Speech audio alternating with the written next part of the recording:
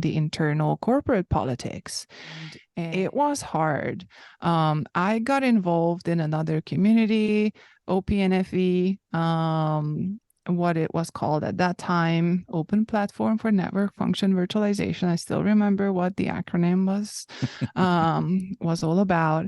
And in that community, that was more, well, as the name suggests, in the networking space. So that was a community that was in prime interest for telecom operators and vendors.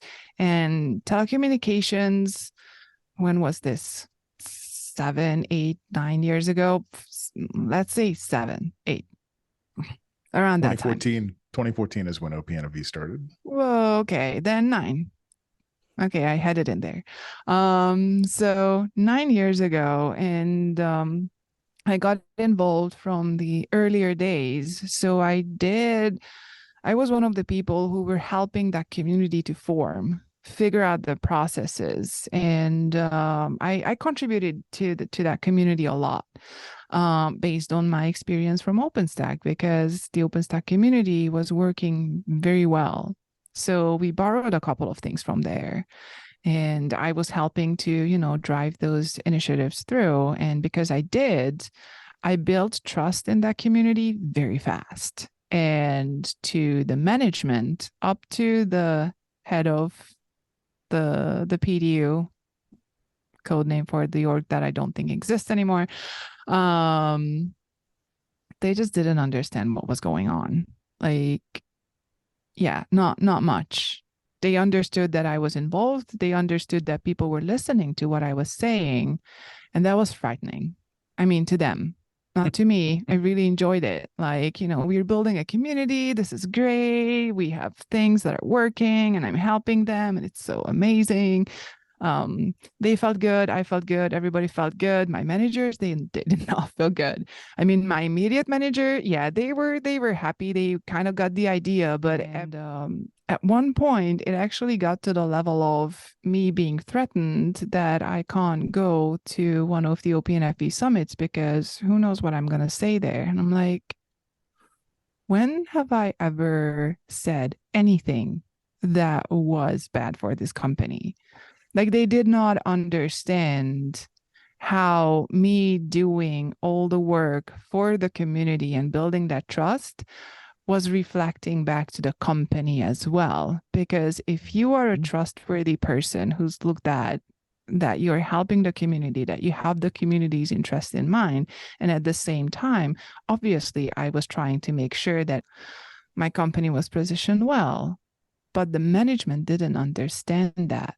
So from the internal management's perspective, I was a threat, which was to me very interesting because it showed me that I'm obviously really bad at internal corporate politics, right? Like, I obviously did not get that one right. And but no, part but of it's yeah, and I disagree. I don't think you got it wrong, but you're hitting upon something else that is so very counterintuitive about open source.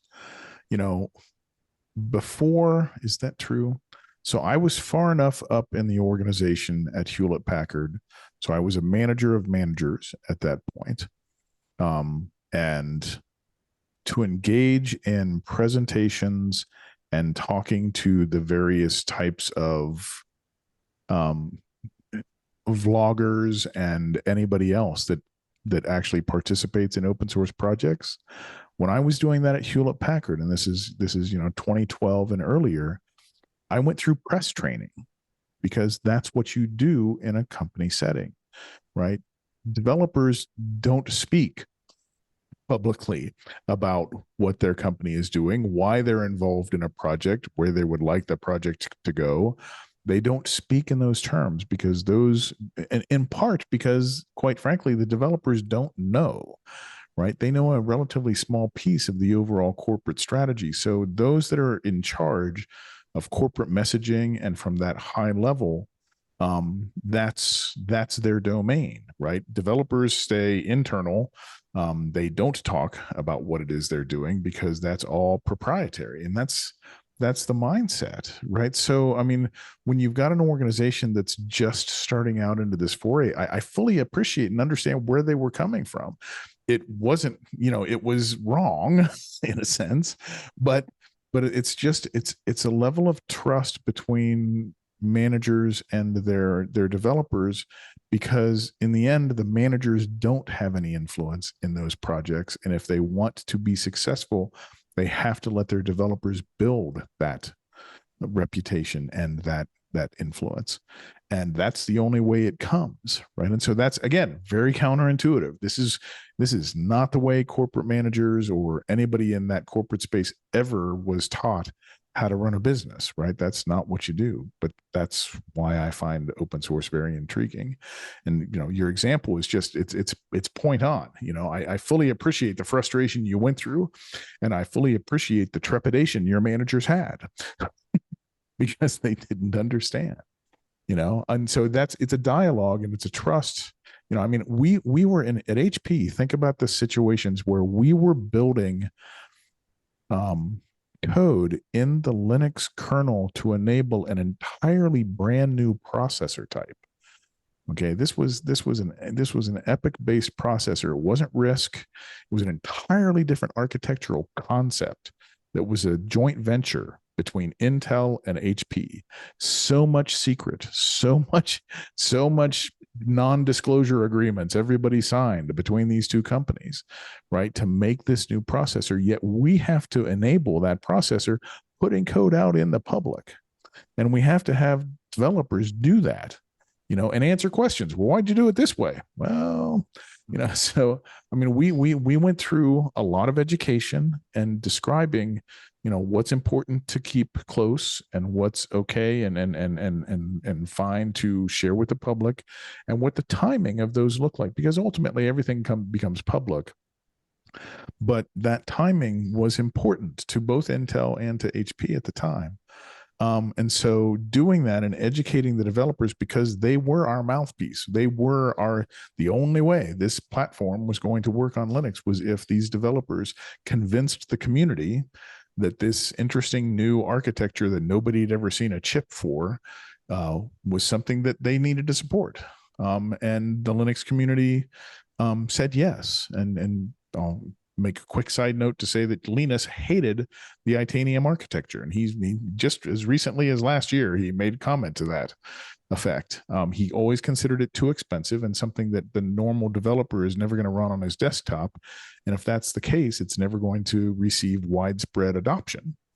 In the end, he kind of turned out to be right, but he still also didn't stop us from building it and adding it to the kernel. And he and his kernel, it's still in there, right? I mean, and folks that work with that platform still support it. But that was part of the mantra of, if it doesn't hurt anybody else in the community, and somebody wants to bring this contribution, you let them, right? That was one of those fundamental principles that I learned from the Linux community and that I hold as part of the gold standard. But yeah, I mean that letting go of control part, right? Yeah, I mean, and it was HP and Intel's responsibility to make sure that things got refactored as necessary to allow for that new platform, and that was on us, right, to be able to add it. And that's also part of that best practice. Is yes, it's accommodated, but you have to do the lifting to make it so that your feature set that you want works, but it doesn't hurt anybody else's feature set. And so that often refactoring and that kind of work is necessary, additional testing, et cetera, right? But was that hard to push through? No, I had very clueful management. So the people who were in charge of that Linux group, very, very clueful.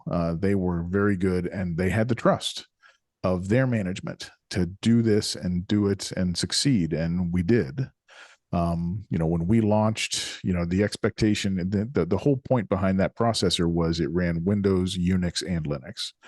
And when we launched, the expectation from marketing was that it was, 80% Unix, 15% Windows, and maybe Linux would get 5%.